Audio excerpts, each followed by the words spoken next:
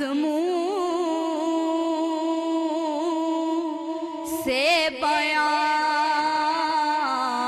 ہو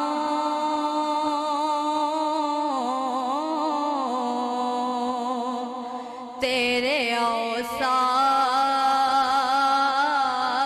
حمیدہ تجھ سا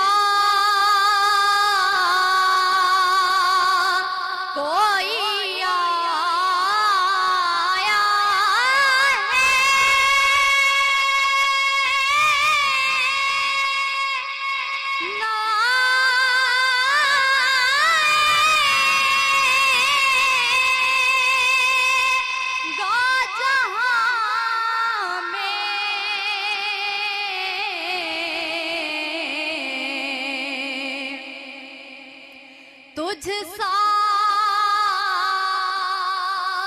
کوئی آیا ہے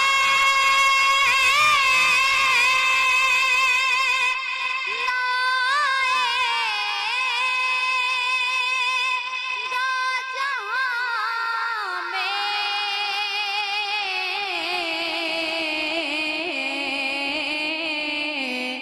دیتا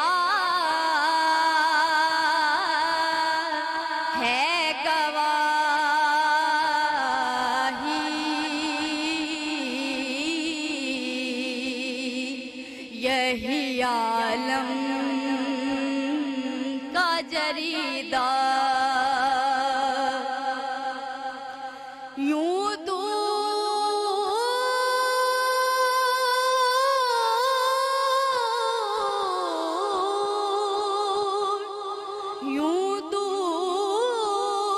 ہوں طائب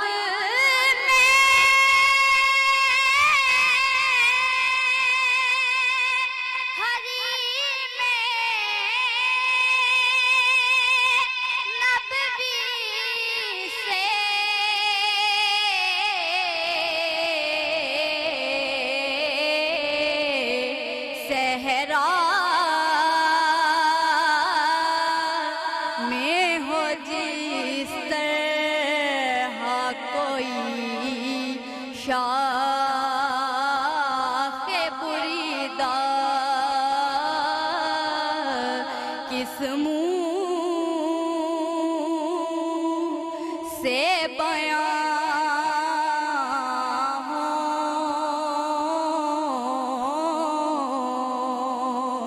تیرے اوصاف حمیدہ.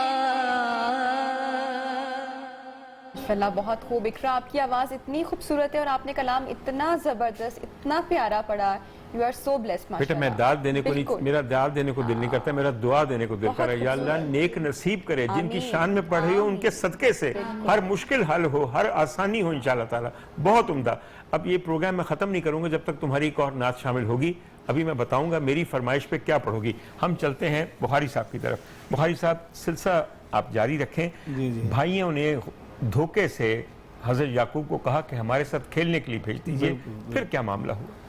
پھر یہ بھائی جو ہیں حضرت یوسف علیہ السلام کو جب صحرا میں لے گئے چراغاہ میں، تو وہاں پر ان بھائیوں نے ظلم و ستم بھی کیا اور مارا اور ایک ویران کنویں کے اندر پھینک دیا. بہرحال جیسے مفسرین لکھتے ہیں کہ 3 دن تک وہاں پر انہوں نے رکھا اور 3 دن حضرت یوسف علیہ السلام رہے اور پھر ایک قافلہ آیا تھا اور وہ ان کو پکڑ کر لے گیا. لیکن یہاں پر درمیان میں کہ یہ جب واپس آئے ہیں رات کو خالی ہاتھ اور حضرت یوسف علیہ السلام کی قمیض جو ہے اس کو اتار کر انہوں نے بیڑیے کو مارا اور اس کا خون لگا کر جو ہے وہ حضرت یعقوب علیہ السلام کے پاس لے آئے اور کہا کہ بابا جان جو آپ نے خدشے کا اظہار کیا تھا نا کہ ہو سکتا ہے تم کھیل کود میں لگ جاؤ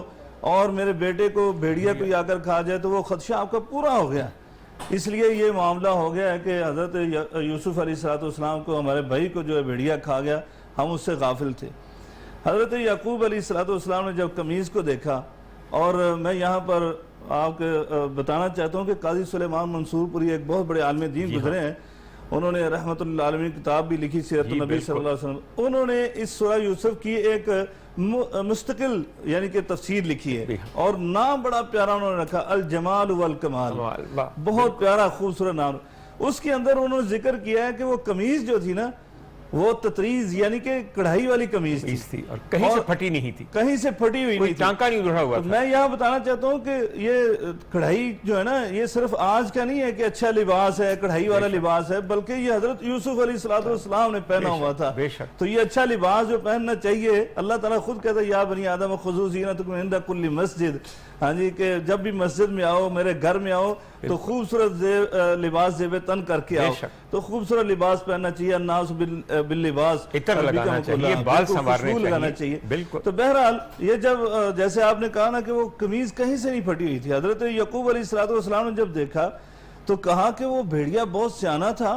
کہ اس نے میرے یوسف کو تو کھا لیا اور اس قمیض کے اتنا ادب و احترام کیا کہ اس کو ایک جگہ سے بھی نہیں پھاڑا ہے۔ سر میں قمیض کے بارے میں اگر برا نہ منائیے، جی جی جی شاہ صاحب آپ لوگوں کی صحبت کی وجہ سے میں گناہگار اور گوار تھوڑا بہت تفسیر کو جتنا ہو سکتا ہے۔ حضور والا جب بھائیوں نے کنویں میں پھینکنے لگے حضرت یوسف کو تو ان کی قمیض اتاری۔ اب آپ جانتے ہیں کہ نبی جیسا پاکیزہ اور باعصمت کوئی ہوتا نہیں ہے، تو حضرت حضرت یوسف نے کہا میری قمیض نہ اتارو، مجھے بے ستر مت کرو، مگر ظالموں نے پھر بھی قمیض اتار کے اس کنویں میں پھینک دیا۔ کہا یہ جاتا ہے کہ ان کے گلے میں ایک تعویذ تھا جس میں حضرت ابراہیم کی ایک قمیض طے کر کے پہنائی گئی تھی۔ بالکل حضرت جبرائیل آئے، انہوں نے سب سے پہلے وہ تعویذ کھولا، ان کو وہ قمیض پہنائی، اور 3 دن جب وہ کنویں میں موجود تھے تو خوراک کہاں سے آتی تھی؟ جبرائیل امی کے ذریعے۔ اور یہ بھی آپ کو بتا دوں خواتین حضرات کہ اس کنویں کے اندر بچھو اور سانپ تھے اور پانی کھارا تھا، اور ان کی برکت کی وجہ سے، یوسف کی وجہ سے بچھو اور سانپ سب چلے گئے، پانی میٹھا ہو گیا۔ اور جب 3 دن بعد قافلے کے آنے کے بعد ان کو نکالا گیا تو اس کنویں کی دیوار کی جو اینٹیں تھیں وہ روتی تھیں کہ ہمارا مکین جا رہا ہے۔ اللہ اکبر۔ تو حضرت بلکہ بعض مفسرین یہ بھی لکھا ہے کہ جیسے یہودا نے ترس کیا ویسے یہودا جو ہے نا اپنے بھائیوں سے چھپ کر کھانا بھی پہنچاتا تھا، یہ بھی کہا گیا، یعنی یہ بھی پیار کا اظہار وہ کرتا رہا۔ بہرحال وہ جب قافلے نے پکڑا ہے اور وہ جو قافلے کا سربراہ تھا مالک اس کا نام تھا، تو اس نے جب لے کر گئے تو انہوں نے دیکھا کہ بھائی غائب ہو گیا، تو یہ قافلے کے پیچھے بھاگے ہیں اور بلکہ پھر اس سے 20 درہم جو ہے نا وہ لیے ہیں کہ یہ ہمارا غلام ہے، یہ نکارا ہے، یہ ایسا ہے ویسا ہے، بھاگ گیا تھا، تو یہ بھاگ گیا تھا، تو آپ نے پکڑ لیا اس کو، تو اب ہم اس کو ایسے نہیں جانے دیں گے، آپ اس کی قیمت ادا کریں۔ لیکن وہ آپ کے حسن میں پہلے ہی فریفتہ ہو چکے تھے، ہاں جی، وہ آپ کے گرویدہ ہو چکے تھے۔ انہوں نے کہا کہ کتنے پیسے لینے، انہوں نے کہا 20 درہم دے دیں، 20 درہم دے دیے، اور 2 درہم 10 بھائیوں نے بانٹ لیے، 10 بھائیوں نے بانٹ لیے۔ تو بہرحال یہ جب مصر میں لے کر پہنچے ہیں اور وہاں پر جو ہے حضرت یوسف علیہ السلام کی قیمت لگنا شروع کی، وہ تاجر آدمی تھا، اس کو پتا تھا کہ اتنا حسین و جمیل بچہ جب فروخت کروں گا تو کیا ہوگا۔ ادھر سے ریان جو تھا اس نے اپنا ایک قطیف نامی جو ہے نا وزیر، اس کو وزیر اعظم کا عہدہ دیا ہوا تھا جس کو عزیز مصر کہتے تھے۔ بالکل اس کو بھی جب پتا چلا کہ بہت حسین و جمیل نوجوان جو ہے اس کو بازار میں لایا گیا ہے اور وہ فروخت ہو رہا ہے، تو اس نے اپنے کرندے کو بھیجا کہ جتنی بھی قیمت ادا کر سکتے ہو کر کے وہ بچہ مجھے لا کر دو، اور ایسے ہی ہوا کہ سب سے زیادہ قیمت انہوں نے ادا کی اور حضرت یوسف علیہ السلام کو اس قطیف نے یعنی عزیز مصر نے خرید کر اپنے گھر لے گیا۔ اپنی زوجہ محترمہ جو زلیخا تھی اس وقت، اس کو اس نے کہا کہ اس کو یعنی اس نے سلوک اس کے ساتھ کرو، اچھی پرورش کرو اس کی، اور اس کے ساتھ اچھا سلوک کرو۔ تو بہرحال وہ پرورش کرتی رہی، اور جب جیسے ہی یہ جوان ہوئے، پہلے ہی بڑے خوبصورت تھے، پھر حسین و جمیل اور زیادہ ہو گئے، تو اب یہ ان کے حسن میں ہی گرفتار ہو گئی، اور اس نے جو ہے نا حضرت یوسف علیہ السلام کے ساتھ جو ہے وہ پورا ارادہ کر لیا۔ لیکن اللہ تبارک تعالیٰ نے قرآن مجید میں عصمت انبیاء کو بھی بیان کیا ہے، کہا وَلَقَدْ حَمَّتْ بِهِ وَحَمَّ بِهَا، یہ اپنے موقع پر ڈٹی رہی، اور حضرت یوسف علیہ السلام اپنے موقع پر ڈٹے رہے کہ بی بی ایسا نہیں ہو سکتا کہ میں اپنے جو احسان کرنے والا ہے محسن کے ساتھ اس کے ساتھ خیانت کروں، اور دوسرا میرا مالک جو ہے اس کے ساتھ میں خیانت نہیں کر سکتا، اس کی بغاوت نہیں کر سکتا، اس نے مجھے یہاں تک پہنچایا ہے، احسان کیا ہے، تو میں اللہ تعالیٰ کی نافرمانی نہیں کر سکتا۔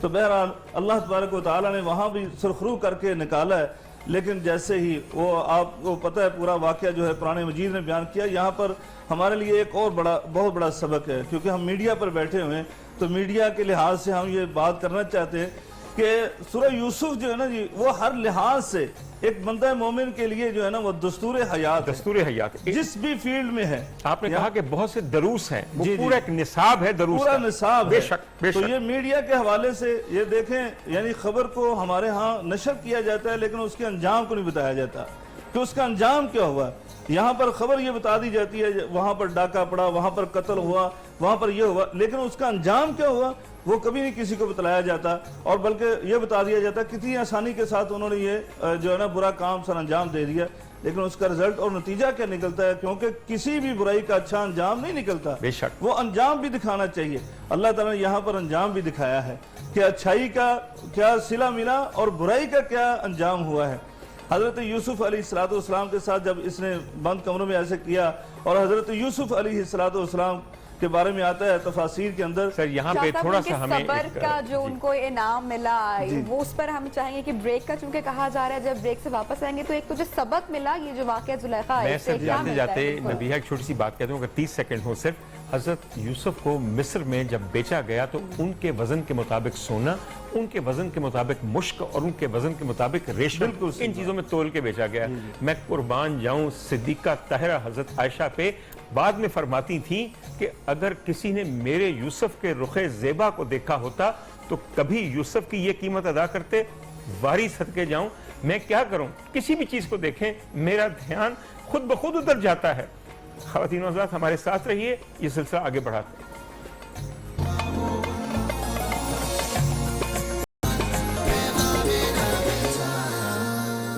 ویلکم بیک، گفتگو کو ایک مرتبہ پھر سے آگے بڑھاتے ہیں۔ شاہ صاحب، انبیاء پر، اللہ کے نبیوں پر، رسولوں پر مشکلات کا آنا اور آزمائشوں کا آنا ہمیشہ سے رہا ہے، اور اس کے بعد اللہ کا انعام بھی ان کو ملا ہے۔ آج کے انسان کے لیے اس میں کس طرح سے ہم رہنمائی حاصل کر سکتے ہیں؟ خاص کر سورہ یوسف بھی اس وقت نازل کی گئی قرآن پاک میں جب اللہ کے نبی صلی اللہ علیہ وآلہ وسلم مطلب کہ آزمائش میں اور تھوڑی سی مشکل میں تھے، تب یہ سورت کا نزول ہوا۔ بالکل صحیح بات ہے۔ میں نبیہ بہن بہت زبردست آپ نے سوال کیا، اس کا جواب دینے سے پہلے ڈاکٹر صاحب کی بات کو مکمل کرنا چاہتا ہوں، کیونکہ وہ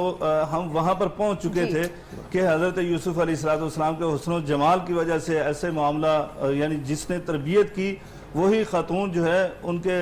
نظریات غلط ہو گئے ان کے متعلق۔ تو پھر جب بات مشہور ہو گئی نا اس مصر کے اندر پھیل گئی تو خواتین نے بات کی کہ یہ کیا ہوا، خود ہی اس کی تربیت کی اور خود اس کی محبت میں یہ فریفتہ ہو گئی اور اس کی میں گرفتار ہو گئی۔ تو انہوں نے اس زلیخا نے کیا کیا تھا، خواتین کو بلایا اور ان کے سامنے فروٹ اور چاقو چھریاں رکھ دی، اور حضرت یوسف علیہ السلام کو کہا کہ صرف ان کے سامنے سے گزرنا ہے، اور صرف آپ گزرے ہیں، اور ان کو احساس تک نہیں ہوا کہ انہوں نے فروٹ پکڑے ہوئے تھے، وہ کاٹ رہی تھی کہ وہ فروٹ کٹ چکا ہے اور ان کے ہاتھوں پر چھریاں چل گئی ہیں۔ تو حضرت یوسف علیہ السلام کا حسن تو بہت معروف تھا، بلکہ کہا جاتا ہے کہ آپ کو آدھا حسن جو ہے دنیا کا وہ آپ کو دیا گیا تھا،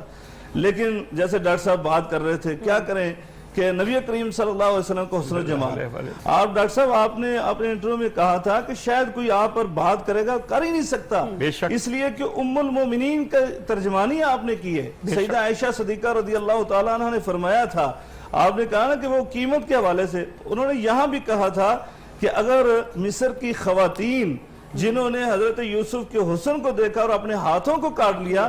اگر مدینے کے یوسف کو اور میرے یوسف کو پھر وہ اپنے دل پر چھریاں چلا لیتی احساس تک نہ ہوتا۔ اسی موقع پہ چھوٹا سا شعر آپ کو عرض کروں، ہو سکتا تھوڑا سا غلط ہو، میں مغلوب ہوں اس وقت۔ قصہ یہ ہے کہ حسن یوسف پہ کٹاتی حسن یوسف پہ کٹی انگشتے زنانے مصر سر کٹاتے ہیں تیرے نام پہ مردان عرب۔ سر وہ تو ایک دو انگلیاں کٹی تیرے نام پہ، تو تا قیامت تیرے نام پہ صرف تیرے نام پہ کٹاتے رہیں گے سر۔ بالکل، وہ فارسی کے شاعر نے بھی کہا نا، حسن یوسف دم عیسیٰ ید بیداری آنچے خوباں ہما دارن تو تنہا داری، کہ اگرچہ سارے انبیاء کی صفات اور خوبیاں آپ کے اندر موجود تھی، لیکن عرفہ ترین شکل میں، اکمل ترین شکل میں اللہ تعالیٰ نے قرآن مجید میں کہا اِنَّا آتَيْنَا کل کوثر، ہم نے آپ کو جو بھی خوبی عطا کی ہے وہ آپ کو خیر کثیر عطا فرمائی ہے، وہ وافر مقدار میں عطا کر دی ہے۔ اور حضرت جبرائیل نے اسی یعنی ترجمانی ہماری کی ہے کہ اور ایک پنجابی کے شاعر نے حضرت جبرائیل علیہ السلام کی ترجمانی کرتے ہوئے کہا تھا، جبریل کہے میں لیندے چڑھ دے، ڈھونڈیا جگت رسیلا، نہ محمد جا مانس جٹا نہ ہاشم جا قبیلہ۔ بے شک۔ اور حضرت جابر رضی اللہ تعالیٰ عنہ کا مجھے واقعہ یاد آ گیا کہ ایک دن آپ رات کے پہر نکلے ہیں تہجد کے سحری ٹائم، آپ کہتے ہیں میں مسجد نبی میں آیا تو میں نے کیا دیکھا، میرے آقا علیہ السلام تشریح یعنی آرام فرما رہے تھے مسجد نبوی کے صحن میں، اور آپ نے اپنے اوپر کالی کملی اوڑی ہوئی تھی، آپ کا کالی نہیں، سرخ کملی، ہاں سرخ، اور ایک روایت میں آتا کالی، اور آپ نے آپ کا چہرہ انور جو تھا نا وہ آپ کا ننگا تھا، یعنی کہ اس پر چادر نہیں تھی،